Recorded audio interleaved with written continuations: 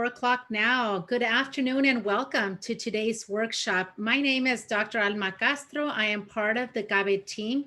Today, I am here along with my colleagues, who is Natalie Hernandez and Griselda Perez, who will be supporting with any questions and monitoring the chat throughout today's session.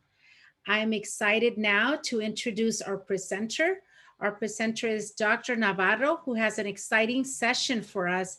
Please feel free to use the chat if you have any questions. And Dr. Navarro, I'm handing the mic over to you. Gracias for your amazing presentation today, and we are here to support. Welcome. All right, thanks, Emma. All right, so thanks everybody for attending. We have a lot of participants. So with the 40-minute session, I'm going to go ahead and go over the items on the agenda, and then just give you some points where there'll be natural segments for the question and answer segment. So let me go ahead and share my screen.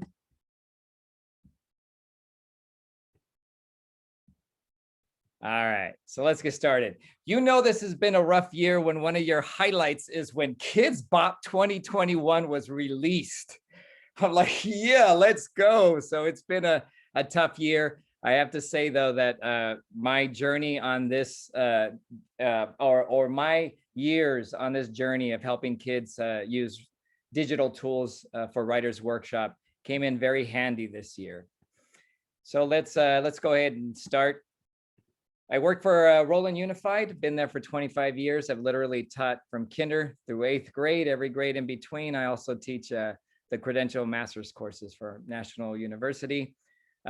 Natalie is going to continuously add the link to this presentation so that you have all of the links that are attached to this presentation. Feel free to use any of the resources. All right, if you are familiar with units of the units of study, Lucy Calkins units of study, this presentation is formatted this way. So so let me ask you to think about this. Here's my connection, tapping into your prior knowledge. So how have your childhood experiences of becoming a writer influenced how you teach writing? Okay, feel free to add it to the chat or just think about it. I'll share my experience. I grew up in Bakersfield, son of a single migrant farm worker, was raising 7 boys on his own. Literacy was not something that that I had good experiences with. I didn't have books at home. The books that were in our small elementary school, I couldn't really connect. They weren't my, it wasn't my, I didn't see myself in those books. I did find a lot of success in math because I think my math teachers did a really good job of teaching me structured lessons in math. Unfortunately, I felt shortchanged when it came to writing. I didn't really have that experience. And I just remember a lot of prompts given to me with not a lot of very purposeful lessons to help guide me in my journey to becoming a better writer. So in some ways, I felt somewhat like a fraud. I didn't feel like I would get good grades, but all I would see is a letter grade on top, no feedback. I didn't have checklists or rubrics where I was able to see if I had all the skills attached. So that's when my journey began. 25 years ago, I took one of the credential classes and they talked about the writing process, Writers Workshop, and I fell in love with it because I felt that this was the first time I'd be able to help somebody else like myself who was struggling, trying to understand how writing should look. What is the purpose of each paragraph? You know, just the basic things. So, but then several years ago, I took it to the next level because a lot of our schools in our district became a one-to-one school. So I wanted to do this. I'll give you time to read that teaching point. I wanted to show the taxpayers who paid for the one-to-one devices that we weren't simply using the devices just to typeset. Oh, let's just type up our final draft.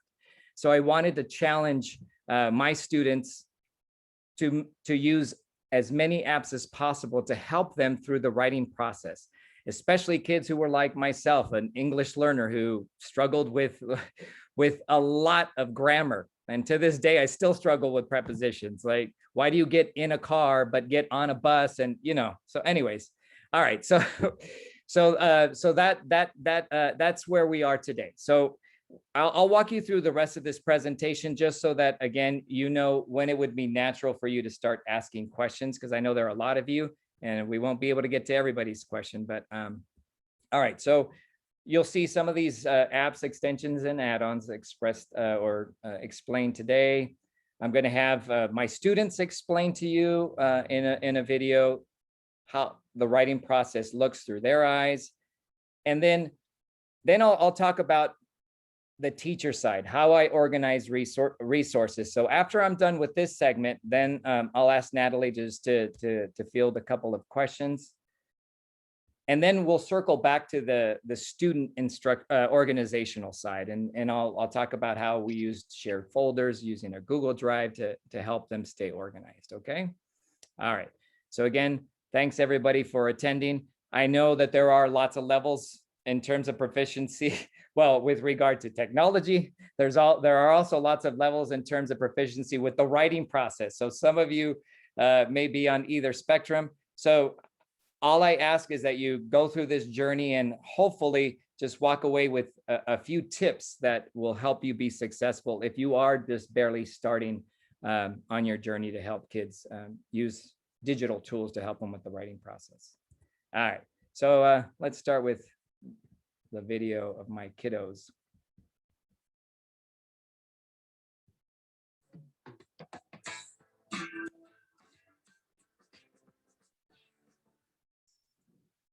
Welcome, educators. We're excited to take you on a brief but powerful journey. A journey that will introduce you to the digital tools we use for Writers Workshop. A journey of moving beyond simply consuming information to being producers of digital media. You ready to have your mind blown?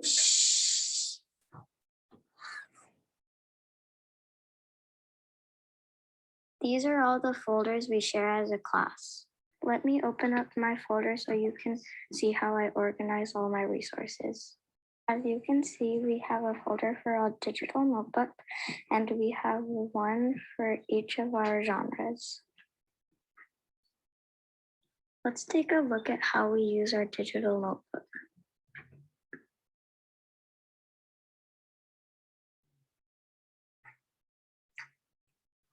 After each session, Dr. Navarro reminds us of the teaching point, so we have to write a reflection to show him that we understood the teaching point.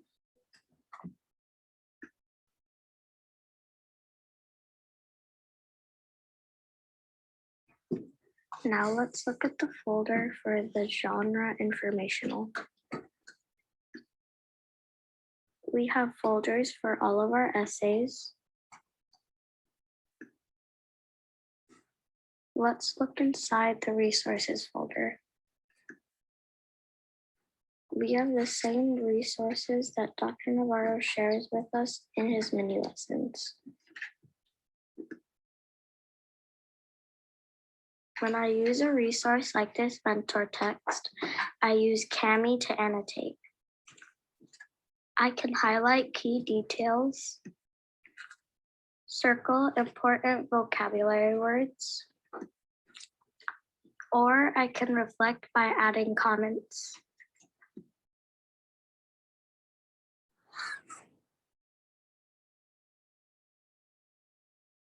I will use these files to walk you through the writing process.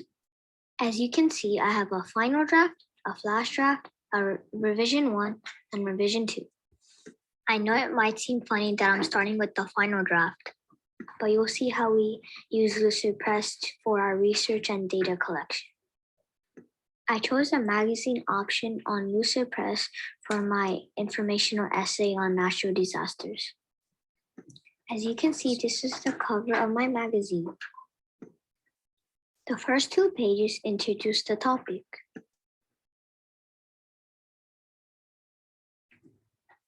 The next 2 pages include research on the first subtopic, tornadoes, then hurricanes, and lastly, tsunamis. Once I'm done with research, I move on to my flash draft.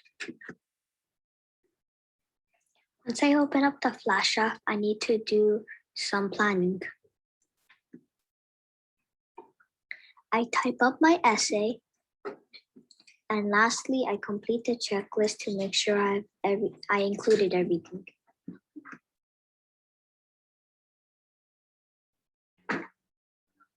Next, I make a copy of flash draft and then rename it Revision 1. The purpose of Revision 1 is peer editing. As you can see, my partner has added comments. In each paragraph, my partner offers a suggestion for editing or a question for elaboration. After peer editing, I make a copy of Revision 1 and rename it Revision 2.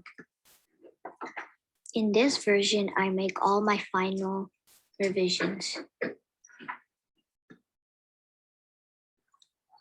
I review the checklist one last time.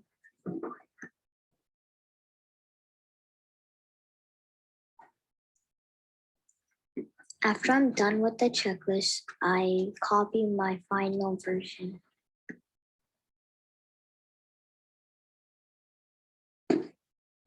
I open up my Lucerpress magazine and paste my final draft on the last 2 pages.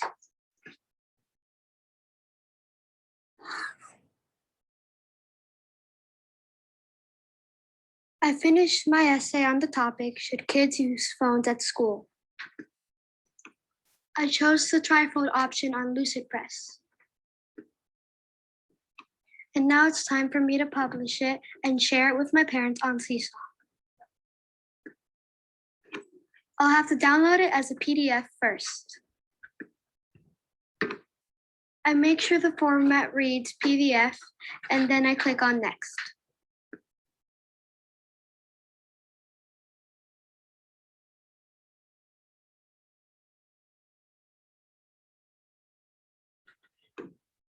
Once it's downloaded, I open up Seesaw to upload the file.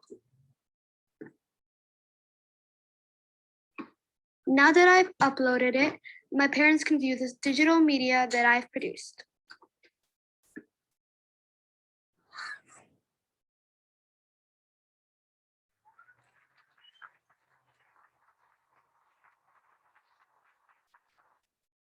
All right. So I probably should have prefaced the video with this is pre-COVID. Don't want you to think that I had all my kids lined up. This is all right. Let me get right to let's back to the presentation. All right. So I know that is a lot to share. There is a lot that goes into it.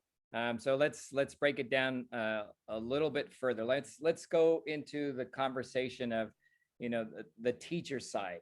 So in order for us to help the kids be successful, we have to make sure that our planning is on point. We need to make sure that we're ready to rock and roll. So I have a link to all of the folders that I use. You're welcome to make copies of anything that I have here. The last video in this presentation actually walks you through a resource that you can use to copy folders. So I have data collection, planning, professional development, resources, session, student folder, and mentor text. I'm not going to have time to go through all of them, but I want to start with resources because as someone who's trying to understand, if let's just say your school is going to implement units of study, that's the part that takes a long time. You're going to have to make sense of what resources what digital resources you're going to use. So the units of study are your planning book, but Heinemann has a lot of Heinemann is the company that works with the units of study, the company that allows you to download all their digital tools. So I just created a folder, and in each one I just downloaded all of the different resources that are connected, and some are some are my students, former students, examples of essays as well. But anyways, I organized all of my resources so that once I'm ready for the resources, or once I have all the resources ready, I'll know which ones I also want to share with the kids. Let me go back. So once I had all the resources downloaded, all the things that were going to help me with the mini lessons, then I took the time and I created mini lessons I created a Google Slides presentation for each one. So let's just take the civil rights, because what I wanted to do is I wanted to have all of those resources that I found in each of those presentations. So, and I just copied, once I had the format done, I just copied each Google slide multiple times.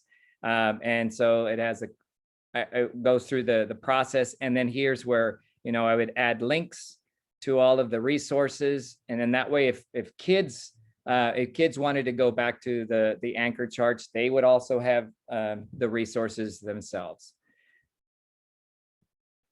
All right, so the last part of organizing for me is, okay, now I have all the resources that are going to help me teach the mini lessons.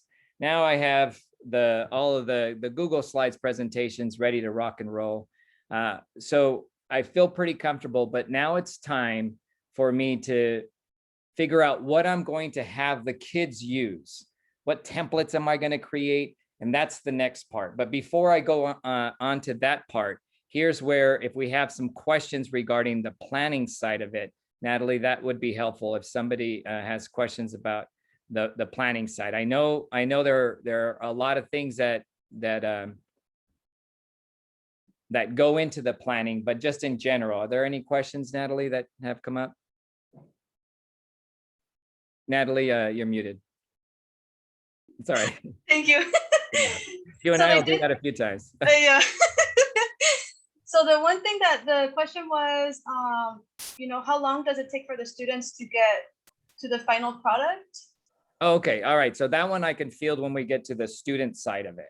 And then what is the platform for the magazine creation? Okay, that was Lucid Press. Yeah, that was Lucid Press. Yeah, are there any, can you see any questions about the planning side of it? This part, I know teachers are probably a lot more familiar with this side of it, because this is what we've been doing this whole year, trying to figure out which digital resources. So I know there are going to be more questions on the students. Yes, and the question was, you know, how do you teach students to use this kind of organization, like the skill? Okay. Cool. All right. So so there are other things that on your own you could look inside these folders and see other things that I have there. But those two are the things that I wanted to talk about in terms of the teacher organizational side. Gather all the resources that you think you're going to need, and then you know, whatever your presentation, your mode or platform for presentation. For me, it's Google Slide presentations. That was the next step for me. Okay. All right. So then let's talk about now, let's transition to the student side, because you saw my students walk you through the entire process, right? And if you didn't, on the link to the video is there. If you came a little bit later, it walks you through the entire process. So what took me a long time to create is the blank student folder. I wanted to know, okay, I wanted to make sure that on day one, a student would have access to everything they would need for the rest of the year. So you saw my students, there's a digital notebook where we reflect on each lesson, but this is the bigger part, because this is, you know, obviously the essays are the bulk of what they're going to be doing. So I created one folder for each of the genres. And then in each one, I have multiple folders for the students to work on their essay, the resources that I'll be using if they wanted to go back. But I'll open up a first folder. Okay. All right. So what I had is the flash draft. I named it flash draft because that's what the units of study call it. If you want to call it rough draft, then feel free to use that. But so what I wanted is, I wanted a simple template that every kiddo could have just to get started.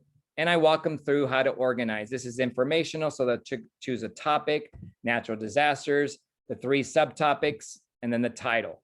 And then I give them some suggestions for what each of the paragraphs should include.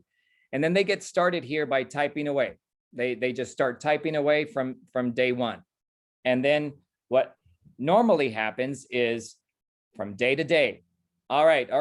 So I'll just walk you through what a typical week would look like. All right. So what I want you to do is gather data. They would be gathering the data. That would be day 1, day 2, day 3. Hopefully by day 3, they've gathered enough data for them to be ready to start the writing process. So then they would start, and then, it'll be up to you. Every class obviously will require a certain amount of days to complete certain parts. So for example, for me, it might be the first day, let's get the planning part. The next day, everybody should be on the introduction.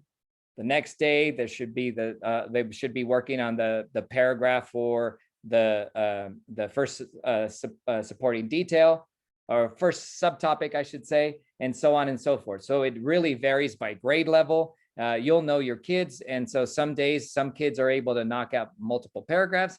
For others, it may take more time than that. So you'll have to figure that part out for yourself.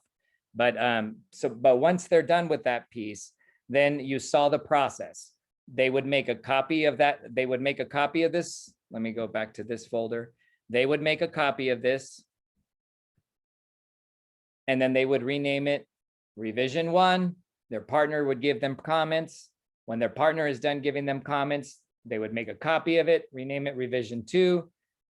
They would look at it, adjust, revise, and then they would go back to the final draft and get started with that.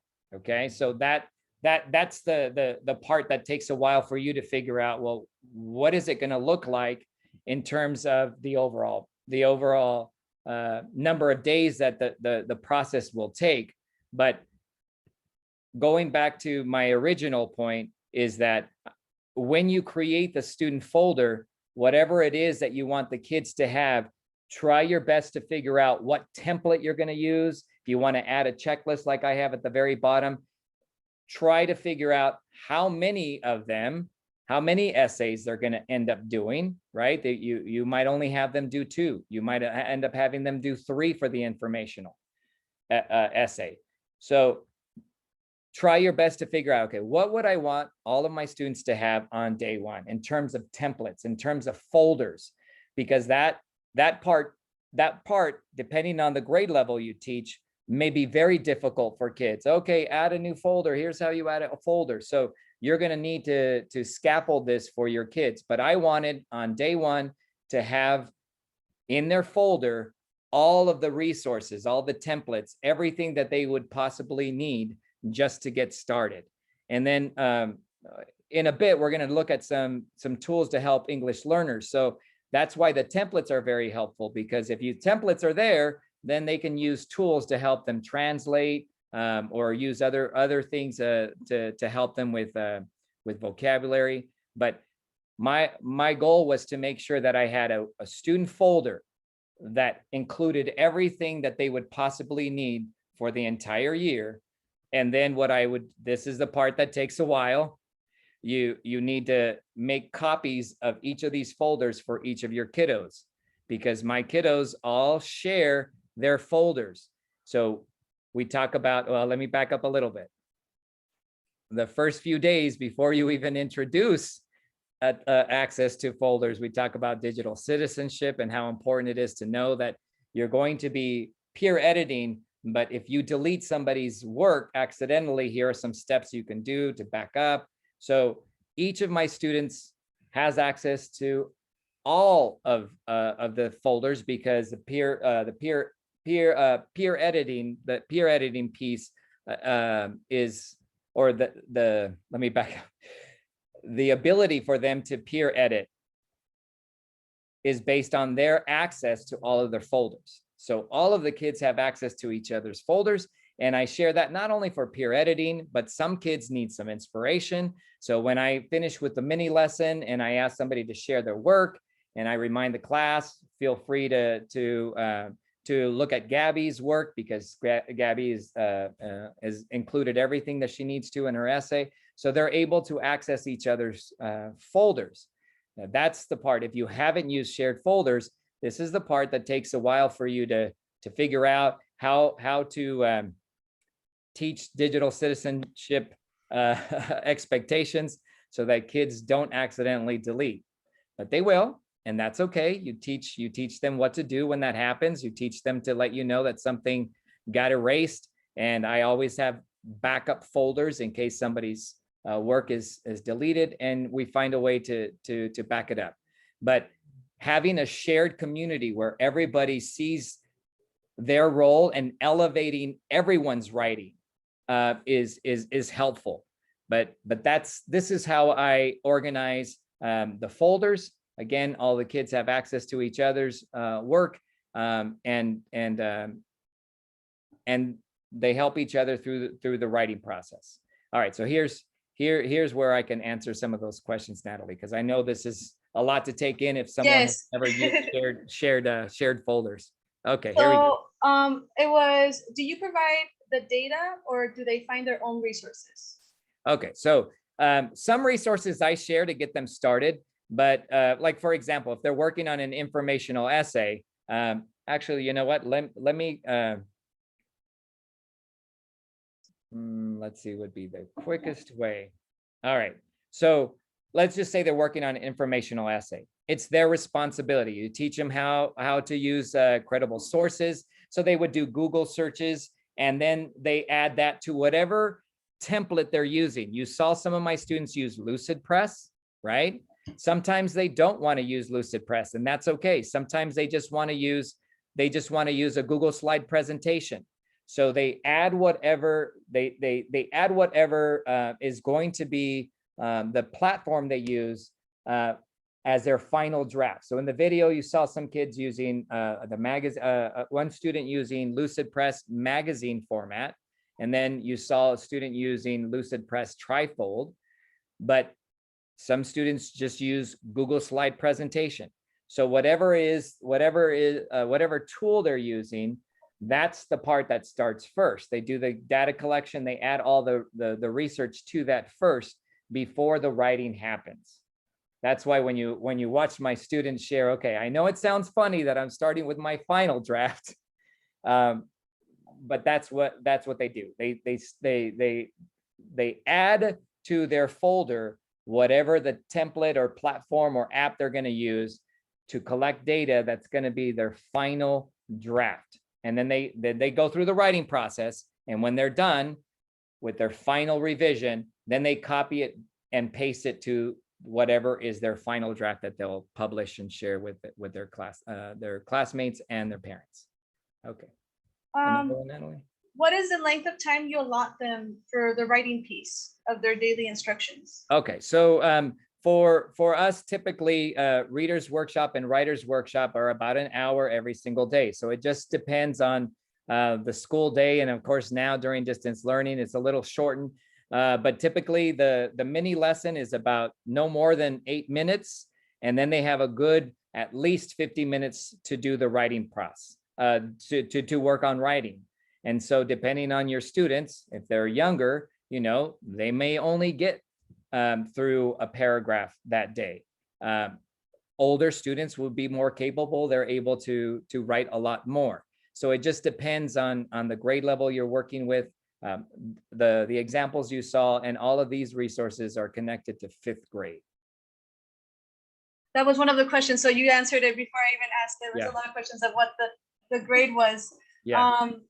Do they create their own folders, or do you make them and then they add to it? No, I do that at the very beginning. I make a copy of it, and you're going to see this tool that I use. Actually, we may not get to it, but the video's there. You're welcome to use it. It's called G Suite Tips, and you copy an entire folder. And I do that for every single student and I do it in the summer. I'm sitting there, so let me actually go through this. Okay, so you'll see the video and you'll walk through the tip, and I make a copy of this student folder, and you sit there because it can take up, depending on your speed, the speed of your internet, it could take up to like 5 to 10 minutes. And then I just sit there, I'm doing other things, and then I make another copy and another copy and another copy. So I make about 35 copies to make sure I have one for each student. But every student has all of the things in their folder from day one that that I copied for him or her. All right, so let's now Natalie, I'm going to transition now, going back to the presentation. I just want to share some tools for ELs or RSP students. Here we go.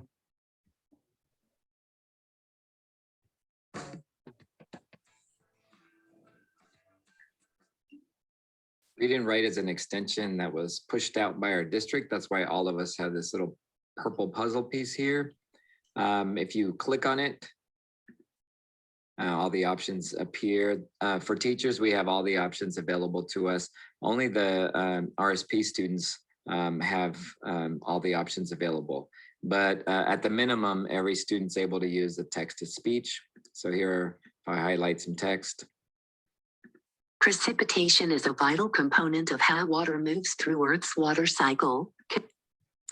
It also works obviously through the Google Docs or Google Apps platform.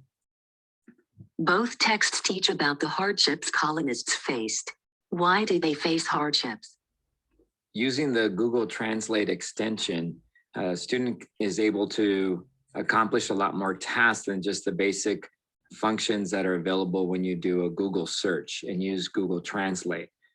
For example, let's just say when my students were using the civil rights movement as a topic for informational essays, here we have a web page. So if a student uses a Google Translate extension, clicking on Translate this page, and then clicking here to whichever language the student wants to use, it will then translate the entire page for the student. We can also use the extension to translate an entire document in Google Docs. So here we have a mentor text that we use for our literary essay unit. So same process, click on it, translate this page. And in this case, it's now in Chinese because that was the last one I used. Or I can, again, change it to Spanish. Another great tool to use for ELs or for the little ones who aren't the best typists is Google Voice Recognition. So if you go to Tools, click on Voice Typing, and then click on the icon. How would you feel if your beloved pet ran away? Question mark. I have walked my dog around the block many times, comma, and each time I have always feared my dog getting loose and running away, period. You can also change the language. Here you see that I changed it to Español, México. Let's try that out. De repente se me soltó.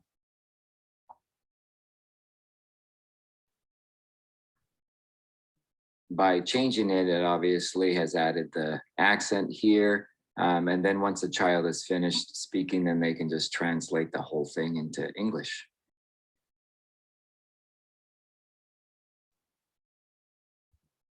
Okay. All right. So some additional tools. And so one of the important things is you imagine, let me stop the sharing process. One of the important things is you can imagine, imagine an English learner who comes to your class, has no English proficiency, and you're asking him or her to write, and without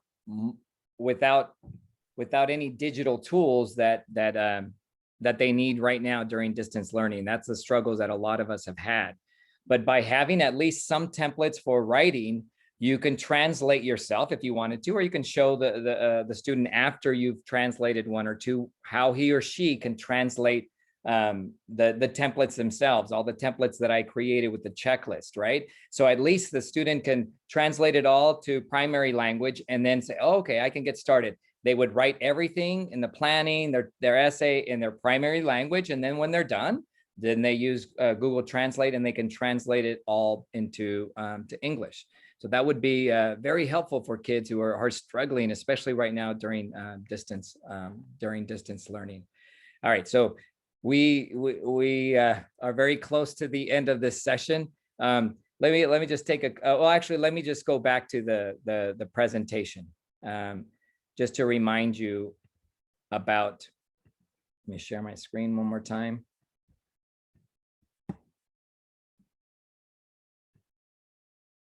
All right, so when you get a chance, you can watch this video on how to copy an entire folder.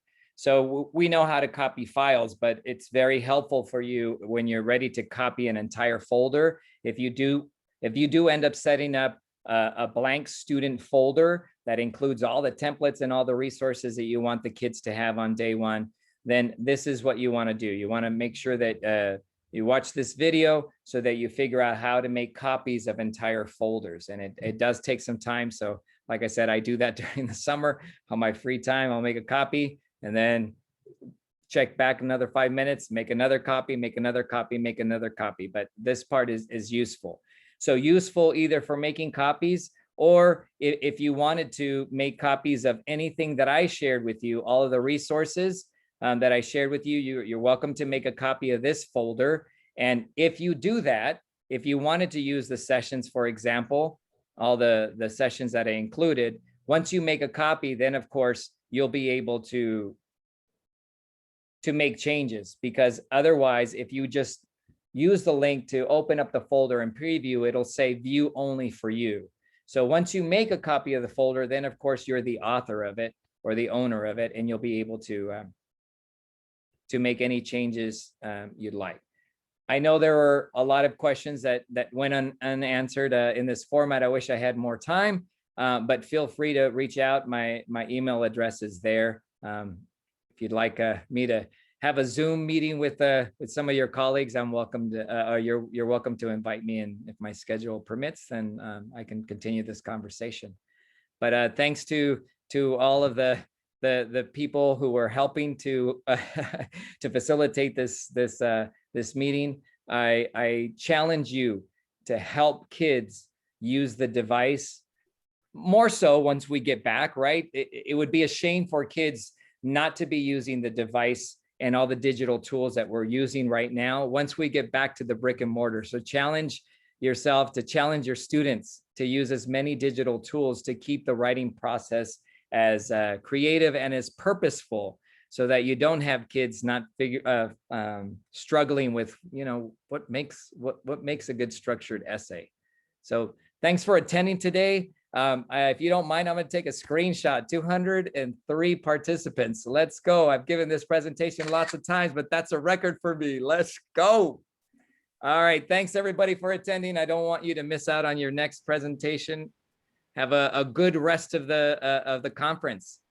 Thank you. Take care, everybody. Navarro. Thank you, Dr. Navarro, for a Adios. wonderful. Se cuidan todos. Okay.